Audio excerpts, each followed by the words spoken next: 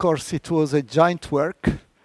I am not an econometrician, so I make all the disclaimers which have been made by some of the other lawyers. I've done more than 10 years of research in executive remuneration, and I started at one of the first conferences of ECGI. So it was about 13 years ago. At that time, we did only some rudimental empirical research. Now I hope that this will be somehow better. So first of all, what is the paper's purpose? We analyze the relationship between the conformity to executive remuneration standards, corporate ownership, and the level and structure of CEO compensation for large European listed companies. Our results show that controlled corporations follow the relevant standards less than widely held ones. And then our task is to interpret this conformity gap from the perspective of individual corporations and of society as a whole. Just a snapshot on corporate governance reforms in Europe concerning executive compensation. There were mainly two waves of reforms. One was the post-Enron reform, and the other followed the great financial crisis. The first wave targeted remuneration governance mainly and disclosure. The second wave shifted the focus on pay structures and their alignment with long-term sustainability. Plus, of course, we had reforms at national level, and here we see a shift from private codes of best practice to more formal law. What are our data? It's a database which comprises governance and compensation data. It was hand-collected. It includes compensation and governance variables. We read annual reports, corporate governance reports, notes to financial statements, and the financial data are from Thomson Reuters.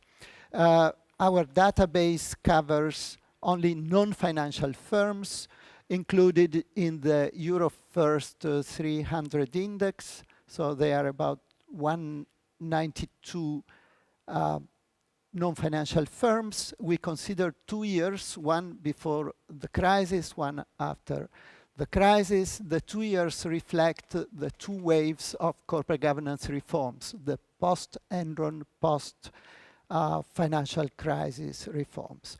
And the data refer to 16 European countries, 2 non-EU. These are the governance and disclosure variables. Where did we find them? We looked at mainly at the European Commission's recommendations, and we extracted the variables from those documents. So we have 15 variables which are grouped. Maybe I can come back to the variables because I guess my discussant will talk a little bit about them, so I could, in the subsequent intervention, comment on them. We group the variables into 4 variables regarding governance. The first, remuneration policy. The second, individual disclosure of remuneration. The third, and the final variable is a comprehensive variable which includes all the 15 variables. So first, we measure the level of compliance with respect to ownership type. And we find that on average, state and family ownership firms state and family ownership have a negative impact on the level of all dependent variables. In particular, state and family firms, that is to say controlled corporations, have lower levels of disclosure and governance of remuneration policies. You see it here with respect to the 2 reference years and with respect to the different types of governance. And here you see the differences between widely held and family, widely held and state, family and state. So you see quite big differences with respect to the Y-all variable, which includes all the others. Here is a specification. So I go to the next step, which is considering the levels of CEO compensation. So we measured the level of CEO compensation, including, of course, stock options and stock grants. And with respect to it, we study the relationship with the type of ownership and the level of compliance to best practices. And what we find is that on average, when compared to widely held firms, controlled firms pay lower total compensation, which was quite predictable, of course. And the effect of family firms is smaller, but still significant. And you see it here, the intercept are widely held firms, and you see that family firms and the state firms particularly pay lower remuneration. And you see in the family-wide 2010 and statewide 2010, the difference between the 2 years. The level of compliance, Y-all, is strongly correlated to the level of compensation, also when combined with the type of ownership.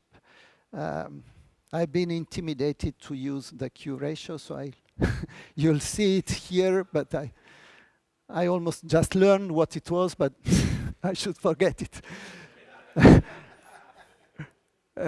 So what you see here is, in fact, that the amount of compliance is positively correlated with the amount of remuneration. So the higher the remuneration, the higher the compliance. We then study the correlation between the structure of CEO compensation, the type of ownership, and the level of compliance to best practices. And we find that on average, the percentage of cash compensation over total compensation is higher in controlled corporations, as you see here. So in this table, you see the percentage, first of all, highlighted here, you see the percentage of cash compensation over total compensation.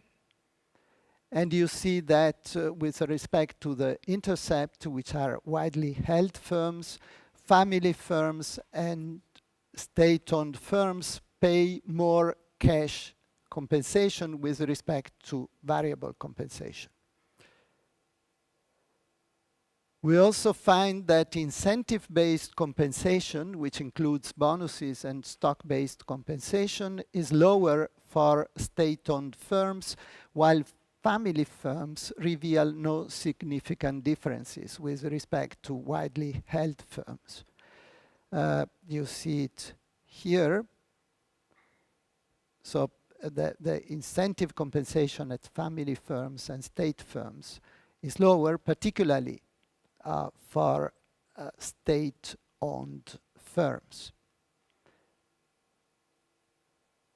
Within incentive-based compensation, the percentage of bonus pay is higher in family and state-owned firms than in widely held firms, meaning that these firms use less stock-based compensation. And you see it here. You see that the coefficient is positive for family and state and is statistically significant. So what do these results suggest? Well, that in paying their CEOs, controlled firms rely more on cash, particularly after the crisis, and make less use of bonuses and incentive compensation. If we then look at the level of compliance and we take the Y-all variable, we find that the Y-all is negatively correlated to the percentage of cash compensation, whereas it is positively correlated to the percentage of incentive compensation and of stock-based compensation. And here is more in detail the description. On average, when the overall level of compliance Y-all is higher, the percentage of cash compensation is lower, the percentage of incentive compensation is higher, the incidence of bonus within incentive-based compensation is lower. So we come here to the discussion. Of course, it's interpretation that we suggest of these results, and of course it can be controversial.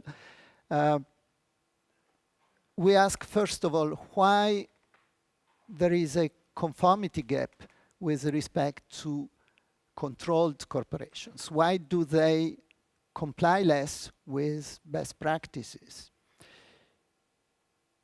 Well, first of all, controlled corporations, as we saw, pay smaller remuneration packages and rely more on fixed pay and cash-based incentives.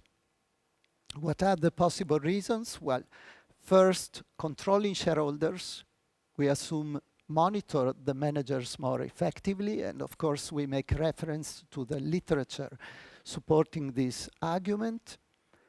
Incentive pay is less needed in controlled corporations because there is the monitoring of controlling shareholders, or in any case, it is more efficiently managed. That is to say, controlling shareholders monitor pay packages, presumably better than independent directors in widely held corporations. The lower pressure to provide CEOs with financial incentives leads to less emphasis on remuneration governance and less attention to the disclosure of remuneration. Moreover, controlling shareholders are less interested to appease investor concerns for excessive pay because they dominate the general meeting. They are less worried about minority shareholders' criticism, except when they need to make recourse to the stock market. An alternative explanation, of course, can be also suggested, and this is that lower compliance is a means to facilitate the extraction of private benefits of control. However, our argument in this respect is that the level of compensation at controlled corporations is lower than in dispersed one, and their performance is better, at least in family-controlled firms, as suggested by a strand of literature. Therefore, we tend to assume that there can be, of course, extraction of private benefits through executive compensation, but this should not be the dominant case, considering the relative low amount of compensation. And then we ask the question whether this is an enforcement problem. That is to say, whether the lower compliance depends on less enforcement with respect to these companies or to executive remuneration in general. We argue that weak enforcement has limited explanatory power. First of all, this is not so much an area of public regulation. As I said, it's mainly private codes. Second, in any case, also private enforcement is quite rare in executive compensation matters because the business judgment rule widely applies. So we would rather explain the conformity gap by assuming society's relative tolerance to deviations from executive remuneration standards. What are the possible reasons? Well, first of all, as we saw repeatedly, controlled corporations pay their managers less than widely held firms. If you look at the table in the paper, the salaries for CEOs in controlled corporations are much lower than widely held, and at the same time they are lower than the salaries that we see in the US, not in Europe.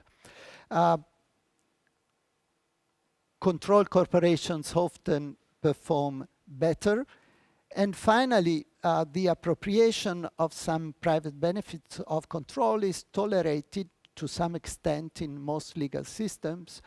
What really matters, as argued by Gilson and Schwartz in a paper of 2013, is that a private benefits control consumption is limited to efficient levels. So these are overall the reasons which seem to us to suggest that there is some kind of society's tolerance rather than weak enforcement explaining the conformity gap.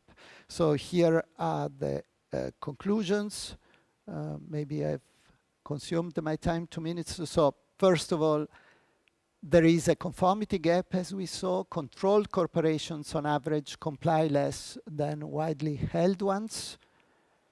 Less compliant firms pay their CEOs less and rely more on cash-based compensation. This is the case that we saw for controlled corporations. They pay more cash and they pay less compensation in general. So their remuneration structures are less aggressive than widely held firms.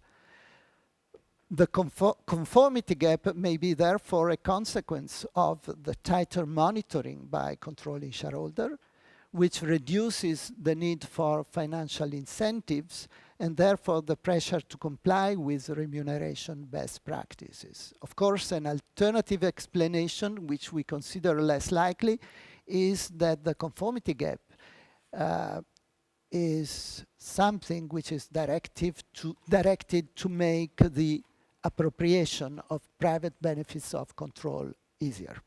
Okay, thank you, and I leave the floor to my discussor. Okay, thank you. First of all, I'd like to thanks for GCGC for having me here, and also thanks to Professor Ferrarini. And his paper is just wonderful and makes many creative but at the same time it's very controversial arguments. So I enjoyed very much. So thank you. So first up, I start with some background. It's very simple. So the traditional theories look at the compensation as an incentive scheme. So it prepares performance-based compensation, and the compensation is just one of the monitoring tools. So it can be substituted by the controlling shareholders monitoring. Of course, we have 3 problems here, depending on the ownership structure. So for example, in controlling shareholder system, the compensation is just one of the private benefits.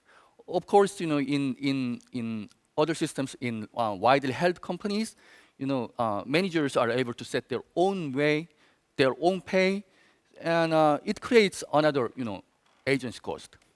Of course, we after financial crisis, everybody suddenly talk about short-term interest and long-term interest or something like that.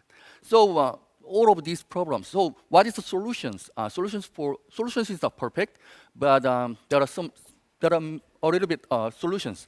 So we increase disclosure. We introduce some shareholder voice. We also increase some independence in decision process. What's the point? What's the contribution of this paper? This paper look at the compliance of the company with the compensation rules. So they set up some compliance index which captures the decision process and also disclosure. So they find that when the ownership is concentrated, the company is less likely to comply with rules, right? So this is the most controversial part of this paper. So as for the interpretation of this finding, they return to the traditional incentives or monitoring scheme story.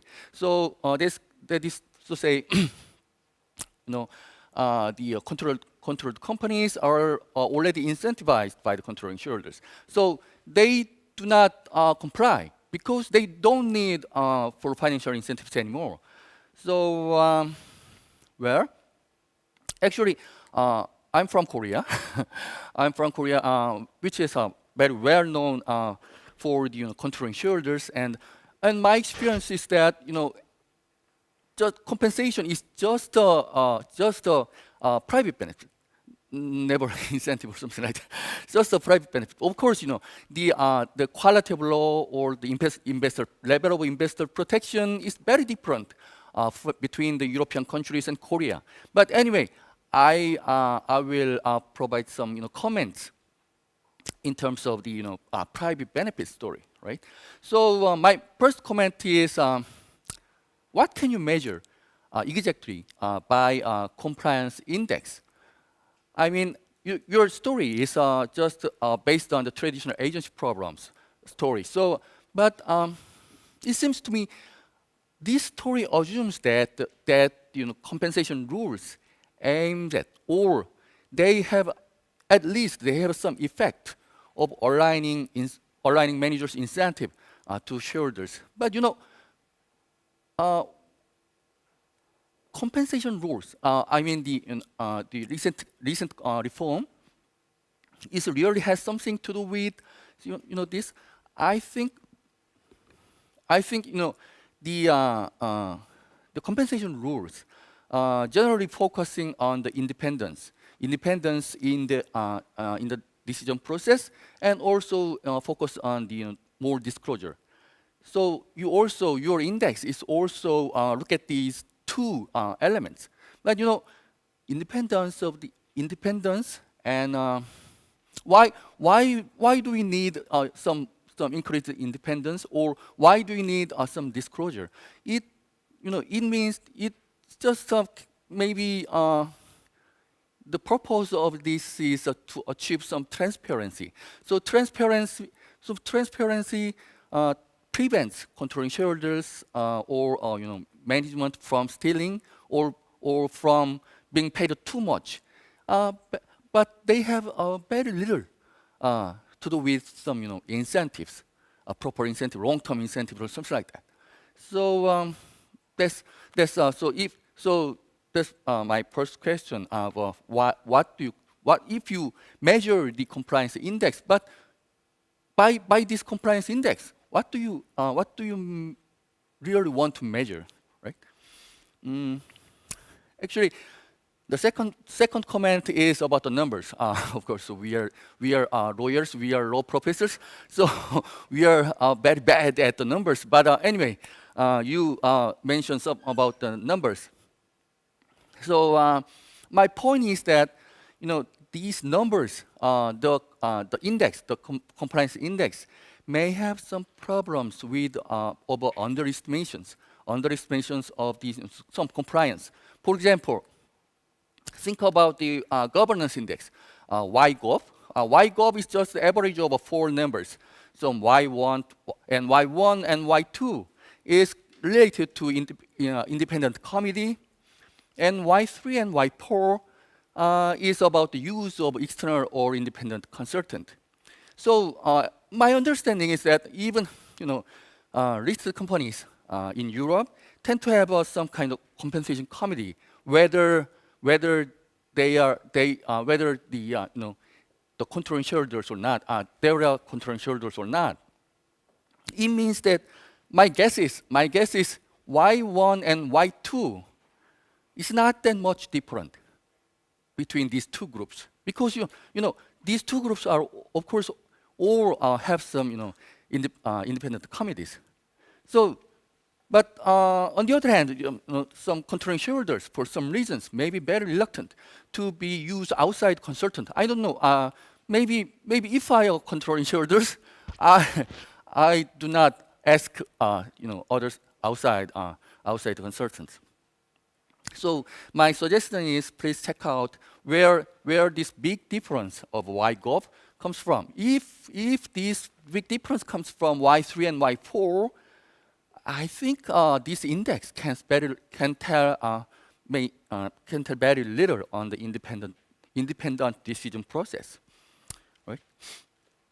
Also, this problem can be found in disclosure index. So many number of y5 to y15 is related to stock-based compensation. As Professor Ferrarini mentioned, the companies with controlling shareholders tend to have very little stock-based compensations. So suppose that there is some companies with controlling shareholders. They have no stock-based compensation. So they don't disclose. They don't disclose stock-based compensation just because they don't have anything to disclose. But if I don't know, I'm not sure. I don't know how they count this.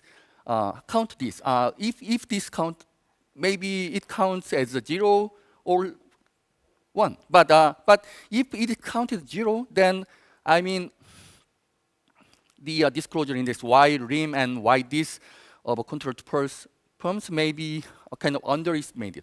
Also, we have.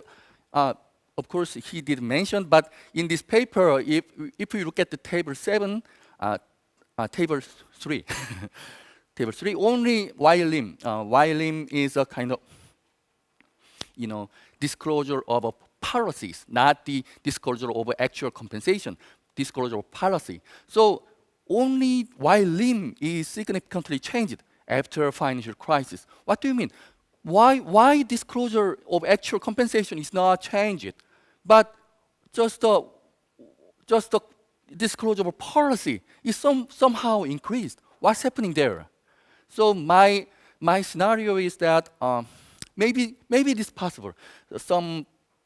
Maybe it is possible that the disclosure level is never changed, and probably some policies, new policies, just added it the same disclosure. If this happening, then this index cannot properly capture this compliance.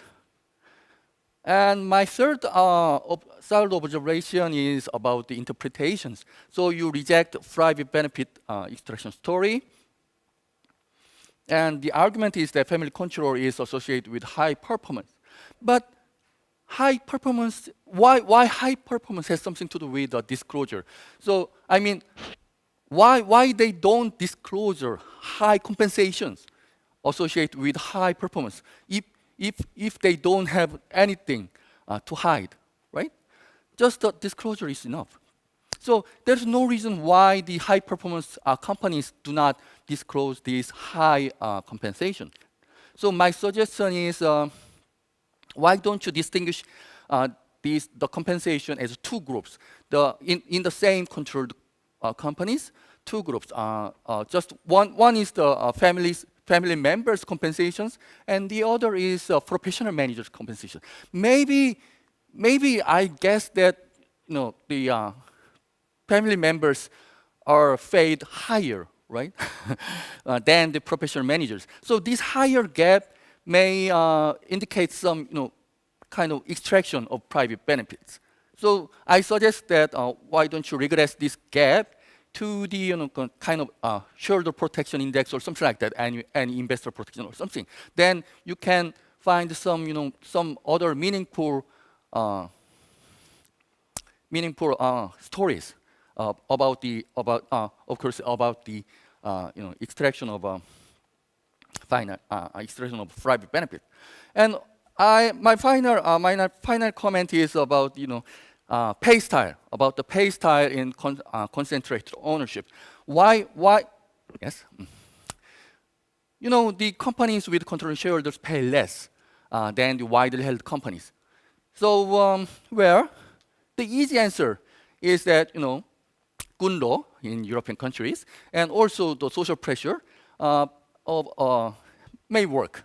But there are another more interesting and more controversial explanation for that. For example, families may have some, you know, kind of long-term perspective. So they may put up realizing gains, right? So because they have to make this company survive to the next and next and next generations. They put up just realizing gains. So another story is that controlling shareholders have many other ways of stealing. You know, there are many ways. So just compensation is just one way. So just a part of private benefits is extracted by the, you know, by the compensations. So that's why the compensation is very low compared to the widely held compensation, widely held companies. Sometimes the controlling families' payment, controlling family members' compensation is so much high.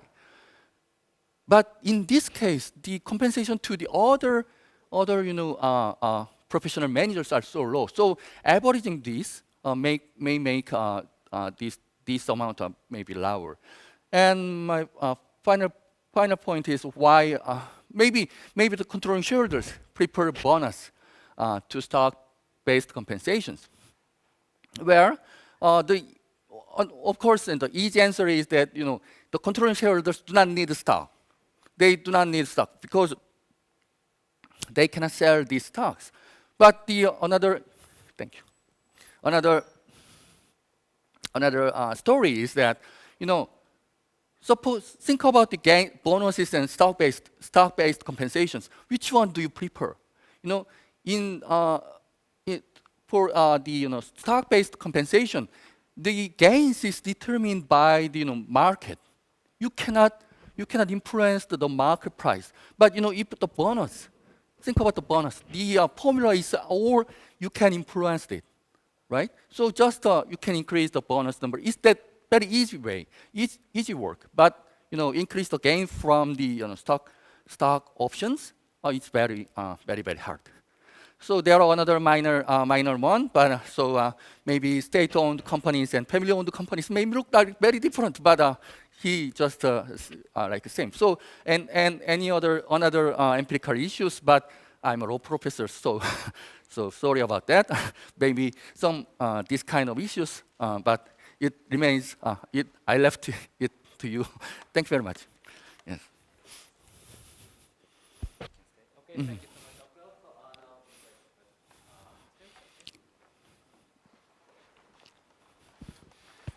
So two things. The first one about your last point, that it seems like monitoring and high-powered compensation are substitutes.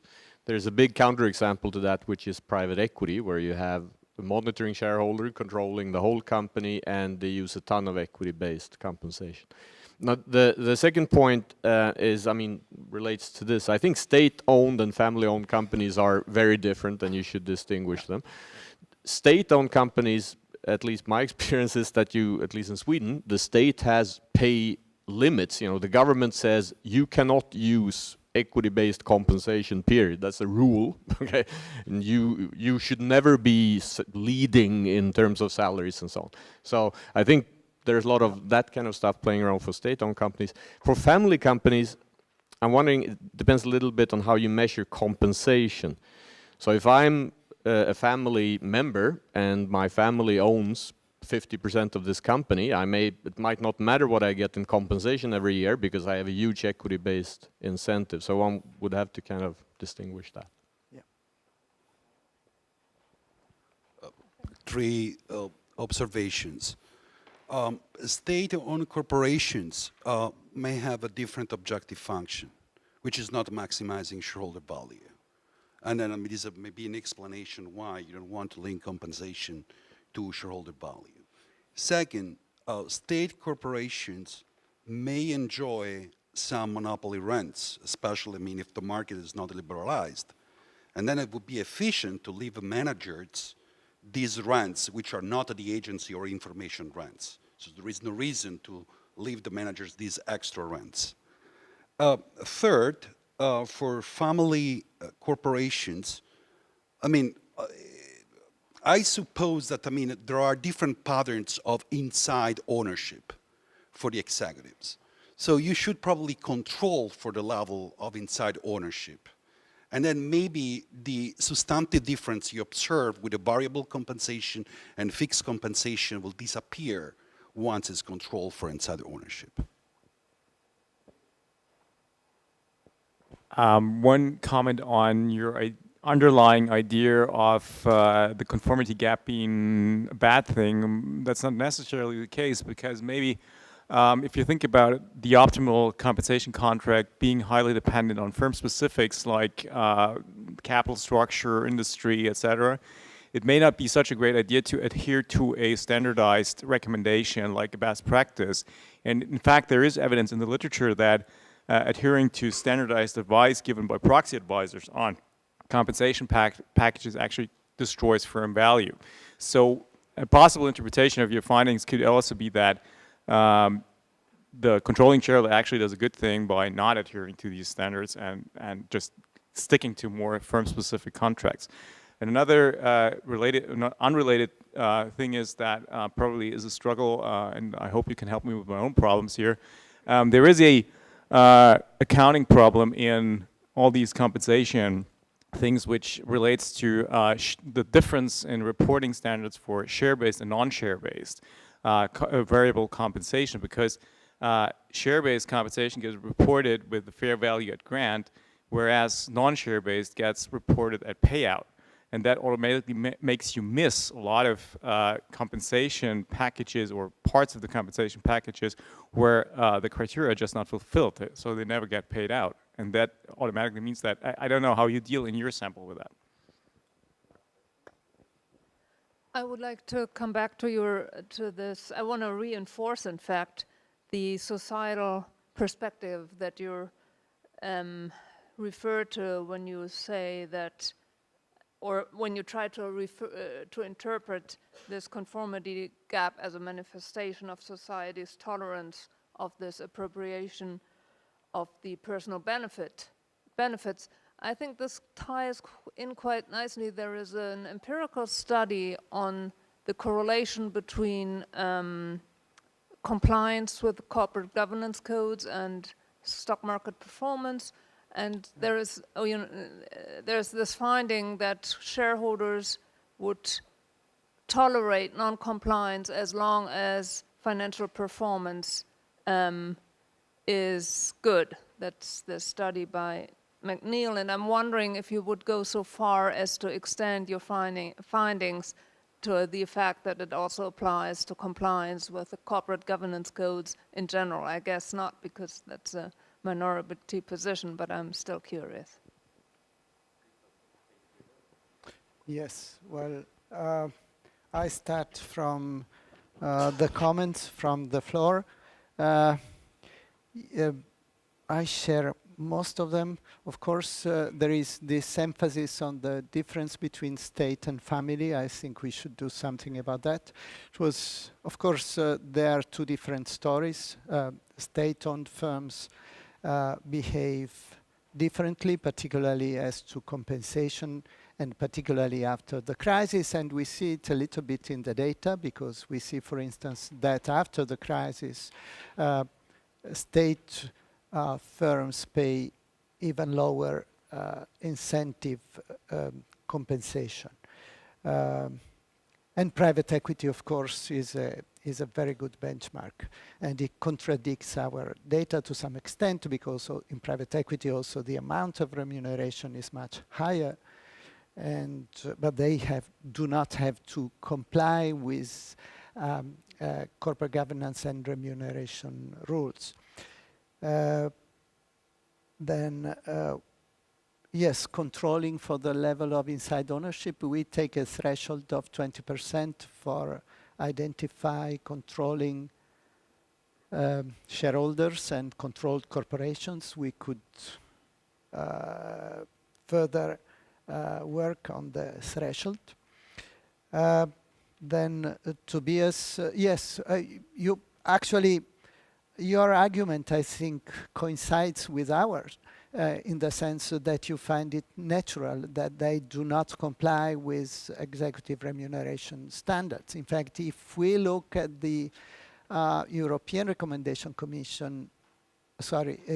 Commission's recommendations, they reflect more or less the UK standards, which have been designed with respect to diffused ownership corporations.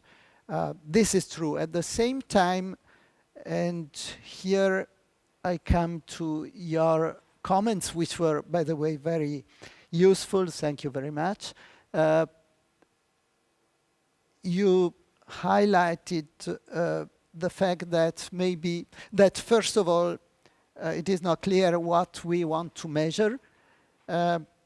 In the slide that I almost skipped, specifying the 15 variables, we actually measure the governance, remuneration policy, and individual disclosure by corporations. And if we take, for instance, the governance variables, of course, we can discuss about the usefulness of remuneration committees, and even more, we could discuss about the requirement of remuneration consultants, which, according to the Commission, should also be independent. So companies should disclose that they have used remuneration consultants and that these consultants were independent. Now, we could argue, has it got a meaning for controlled corporations? And in my opinion, yes. Yes, of course, the meaning is different for widely held corporations. I have some experience of remuneration committees. I must say it was one of the most frustrating professional experiences in my life because you suffer from this information asymmetry as an independent director. But what I saw in practice is that in companies which have controlling shareholders, on one side, the controlling shareholders monitor, if they want quite well, the level of remuneration of the managers. They know exactly how much they should pay their managers. Of course, at the same time, there is a risk of conflict of interest. So what is the role of independent directors and independent remuneration consultants in controlled corporations? Well, they should possibly prevent conflicts of interest. So their role is different in widely held corporations where independent directors actually have to fix the compensation, and for doing it, they need the assistance of remuneration consultants. So there is no time left.